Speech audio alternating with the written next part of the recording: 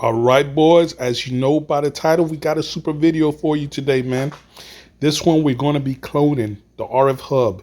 And this is basically a security module that handles your remotes and other parts of the security system for Dodge, Jeep, Chrysler, and Fiat as well, I believe. Okay, so this comes in various models, right? But they all use similar chipsets. This is, I believe, 9S. I'm about to show you that in a little bit. But one thing is this model has internal EEPROM, which means it's stored on the MCU, the microchip, right? There are different variants where they also have an external EEPROM. So just keep that in mind depending on the year and model of the RFHUB that you're working with. So, you know, there's a lot of issues sometimes with acquiring these, even brand new. Sometimes you've got out of stock issues. We know the chip shortage deal, everything that happened with that. And sometimes you might have an issue with this module and you need to replace it, and it's just a big hassle to have it done. If you can clone it, that makes a world of a difference, okay? So, you know, sometimes manufacturers like Dodge and whatnot, they try to make things hard, give you problems. On this channel, we're about solutions. So we're going to show you how to clone this using the OBDSTAR DC706. We got these on our website, guys. Head over to globalcommerceca.com and pick yours up. And it matters where you buy your device from. We give you support directly. You get it directly from us. In a lot of cases, you're going to talk to me directly. We also got the MP001 in stock, needed on some modules to be able to clone, or rather communicate. You definitely want to watch the whole thing if you're going to be doing this process at some point. I'm going to give a lot of information in here, and I've been getting a lot of customers coming back with certain issues, and a lot of it is because you guys aren't paying attention. I'm going through and giving you the details of things that might trip you up. You got to pay attention, guys. Don't skip any parts. Watch this whole video. So we're going to go ahead and go on the DC706. We're going to open the app, and then we're going to do ECU flasher. We're going to select body and chassis, and again here. And then we're going to go, it's actually right here at the top, but you could narrow it down. But we can just go right here to Chrysler Dodge and hit start. And we're going to select bench mode. We've got it right here on the bench. And this uses the P004 adapter, which is included with your DC706. All right, tell it okay. We've got internet. This is an internet-only tool, by the way, guys. You got to have internet. All right. First thing we're going to do is look at the pinout. So I'm going to go over this, what I showed you. So this is one variant of an RFHUB. They usually have two connections, and the connector that we're going to look for is usually close to the antenna. As you can see, there's a coax connector there, and that's the cable that, or the connector we target. Let's go to image 2 at the bottom. And this one is closer to our model. It is a bit different, but it is closer. As you can see the part number on it. And look at this one. So they're not the same, but same premise. And we go to image 3. And image 3 is our pinout. So the general pinout on these modules are the same. So on pin 1, we're going to have a power. On pin 3, we're going to have a ground. And then can high and can low is going to be on, what is that, 12 and 13? 13 and 14 rather, okay? Yeah, as it says right there. Okay, important note, guys, like I said, pay attention. In this case, we're going to want to have our resistors on, okay? This is our CAN bus resistor, so we can communicate with this device, because there is not a built-in 120 ohm resistor into this module.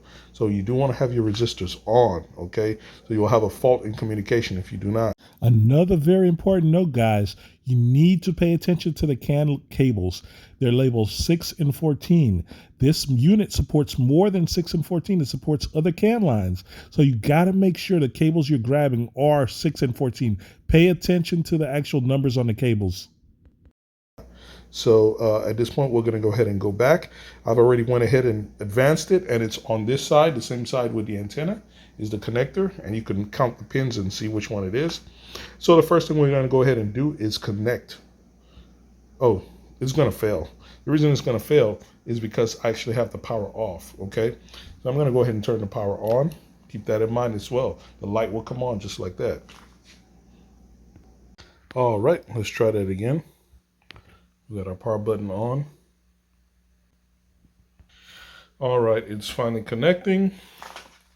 So now we have a successful ECU connection, and this allows you to do your read and write operations for cloning, backing up, whatever you need to do. So we tell it okay.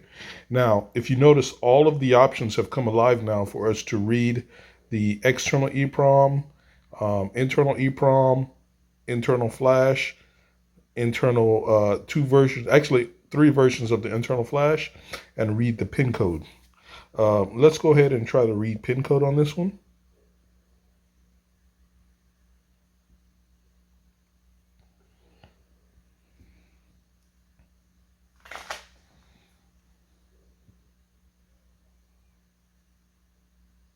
I'm going to let it roll so you can see how long it takes.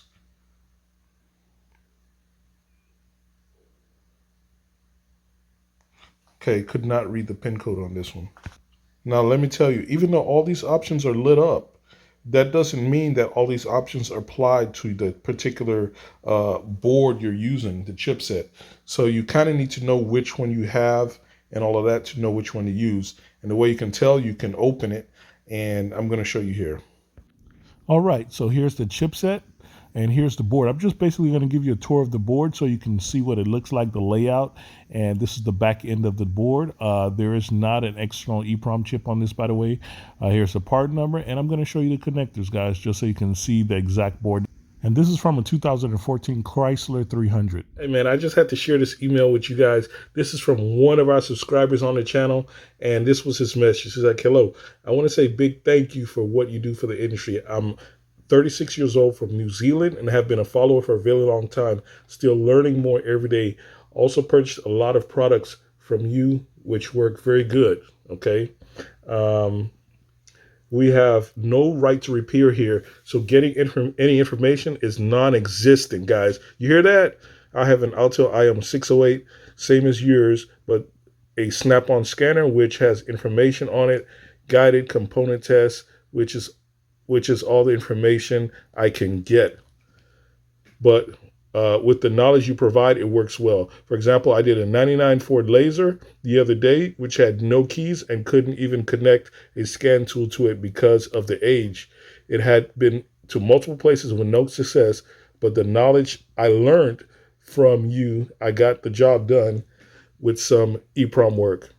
You have been a big help in fine-tuning my skills. I'm currently hated in my town. Hey, man, I know the feeling, man. Let me tell you something. GM hates your boy, man. They hate this channel because of what I'm doing. You see that?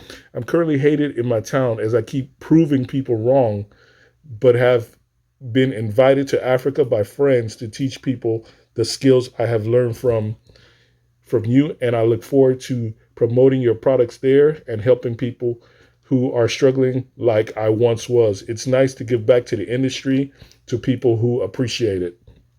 I hope I can create a good opportunity for the African people to learn some great skills and also support your channel and change lives. You help so many people. I just wanted to say thank you. You are a great guy and very knowledgeable. Keep up the great work. Let me tell you guys something, man. I make all these videos. We don't make any money pretty much off of YouTube at all. These videos, I do it from my heart. There's so many people that reach out to me for help. That's why I take the time to make these videos. It takes time to edit all these things, guys. Go ahead and hit that thumbs up button if you haven't. It shows a little bit of love. It's free to hit that button. You know, this message is the perfect example of why I do these things, why I have this channel going, okay?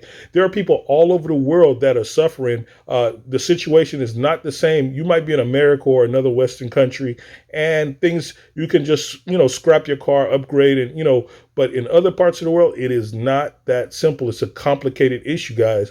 So these videos I do are very important to keep people functioning in their society, to have their livelihoods. Some of these could be taxi drivers that this is how they make their living, and getting another vehicle is not something simple like here in the Western world, guys. This is a big deal. And these large companies that are doing this, they know this perfectly well because they have sales departments and service, different things in all over the world, and they know exactly what's going on. And they're still doing these kind of practices, man. So, hey, let me tell you something. I'm not going to give up. I'm not going to stop. They cannot stop me, man. We're going to keep on fixing the cars all over the world, okay? GM and all you other guys, the best thing y'all can do, I told you this before, get with me, head over to globalcommerceca.com, shoot me a message, and let's change the ways that you're doing things. Let's do something for the society, the world, the environment. We're not going to be junking perfectly good modules when we can reuse them and help people all over the world to keep the economy, their livelihoods, and lives moving, guys. We all know transportation is a key thing on this planet right now. So to have people in a condition like this is ridiculous. Anyway, let's keep going, guys. Appreciate the message, guys. Appreciate the support. And your boy is not going to stop, okay? I'm going to keep giving you guys the game. I'm going to keep giving you guys all the secrets. We're going to bust up all the scam from these dealers and these large corporations. I'm here for you guys. I'm taking all the heat right now for you guys, okay? Let me tell you something, guys. My goal is, as the auto electric god, is to have auto electric gods all over this planet, man. Okay? We're not going to be held down by these restrictions that these large corporations. Let me tell you something. You know how these things even got into play? How are they even able to make such policies that cripple, vehicles and cause these short lifespans of vehicles and things like that? It's because in this country that is the leader, that where all these things are based, there's legalized bribery all the way to the highest levels of the government. They call them lobbyists. Okay, and they do what they call as lobbying, and they put millions and millions of dollars into pushing these things through the highest levels of government to have these policies. Anyway, globalcommerceca.com. We're gonna keep doing commerce all over the world and helping everybody fix these problems and fix all the cars all over the world. We're not going to be held hostage by parts that doesn't exist, that they can't get, and all this kind of stuff. We're going to keep fixing the cars and helping everybody, guys. And just to update you, Big B reached out. He actually got, if you saw the video, go back and watch the cloning video of the E39A, I believe, from Africa. Big B, I sent it back to him. He reached out and he actually received the ECMs, and he said it worked. It starts the car. He's happy. He actually requested me to make him another one and send me another one so he has another backup. But hey, this is the situation that real life people are dealing with, guys. That's what I try to say, man. You have no idea how it is in other parts of the world. So if you saw that, now because of the chipset that we're working with here, we're going to be able to use two options here. And the two options we'll be able to use, since we don't have an external EEPROM, it's an internal EEPROM, so we'll be able to use the read internal EEPROM and write internal EEPROM, and then read internal the XEG384 and write it, okay? So these are the options that are available to us using this particular RFHUB. Now, that will vary depending on which RFHUB you're using. If you might have a different model and it uses this chipset, this MCU, so that would be the option you would use. Or it might even have the external EEPROM, and you can back up that EEPROM via that option, right? So we're going to go ahead and read the internal EEPROM. I'm going to tell it OK with the default name. Yes. Okay. And it's saved. If I go over to the hex editor side, this should be it. And here it is. Let me move our keyboard over so we can see some of the ASCII data on the right-hand side. So this is our internal EEPROM for that MCU.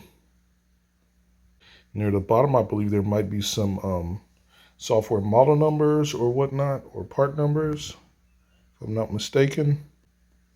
See here. Yeah, I believe these are possible software numbers. I could look it up to make sure what it is. We could also edit whatever information we have here. We could click on a particular byte here, and we can edit and change the value to whatever we want in case we needed to do a change like that. Then we could save that file and write it back to the RFHUB. All right, let's go to function now. We've got the EEPROM backed up. Now we're going to back up the internal flash. Remember, ours is XEG, so we're going to read internal flash. There it is. And it's pretty quick backing this one up. We're already at 35%.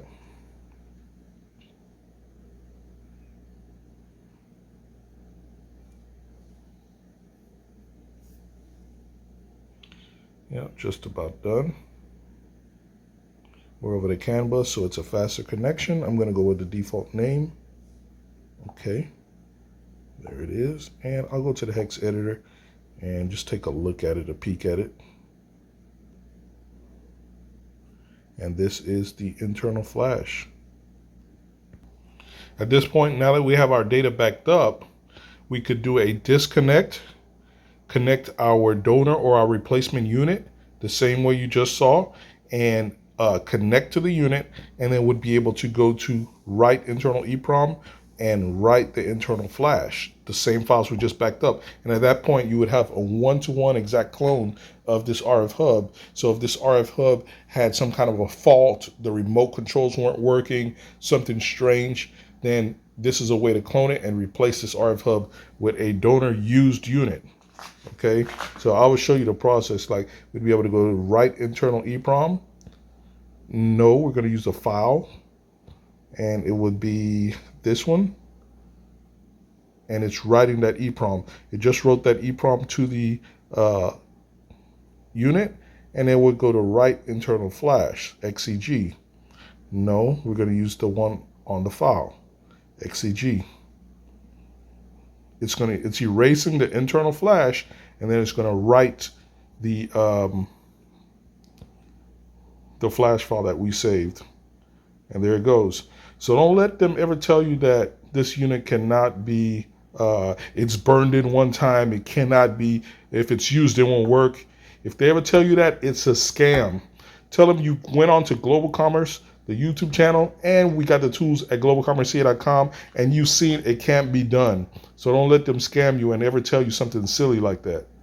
These are all marketing terms developed by their marketing department to scam the customers. That's all it is. It's not that it's not possible. It's just they don't want you to do it because it's a revenue generating tactic. That's all it is. It's at 38%.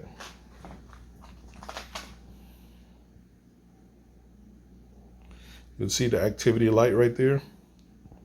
Definitely check out our other videos. I got videos on cloning the ABS modules as well for Dodge, Jeep, Chrysler. We've got the CDA6 package that allows you to pretty much manipulate all the modules on the Dodge, Jeep, Chrysler platform. Check that out. Also, we got the tools on our website as well. Here we are at 70%.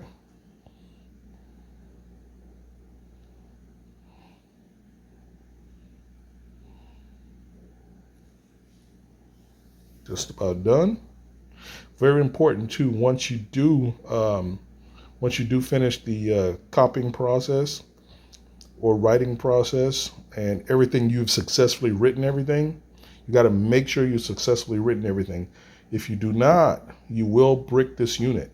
So that's something you need to definitely confirm, right?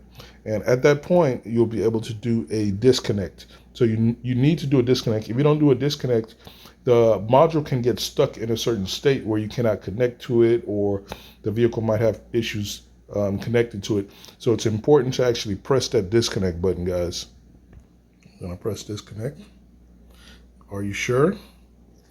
Yes. And ECU disconnected.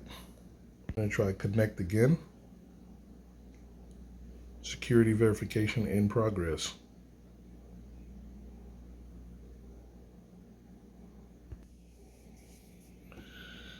So it's connecting. I actually had to hit the power button off and on, and it connected again.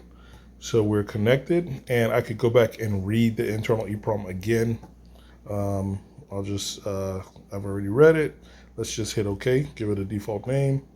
and we'll be able to see. We go over here to the hex editor side, and there is the internal EEPROM that we just rewritten back to it.